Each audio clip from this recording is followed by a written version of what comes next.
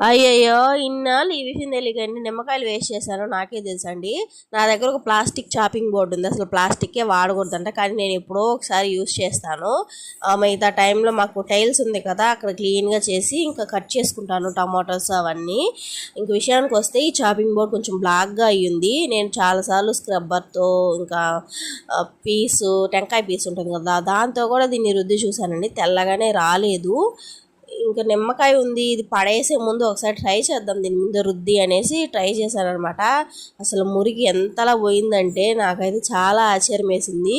ఒకే ఒక నిమ్మకాయ ఉన్నిందండి, ఇంకా దాన్నే రుద్దాను. సగం తెల్లగానే వచ్చింది చూడండి, ఇక్కడంతా నల్లగానే ఉండింది, ఆ ప్లేస్లో తెల్లగా అయ్యింది. ఇంకొక 2 నిమ్మకాయలు వేసి బాగా రుద్దామనుకోండి చాపింగ్ బోర్డ్ తెల్లగా వచ్చేస్తుంది, మురికి లేకుండా.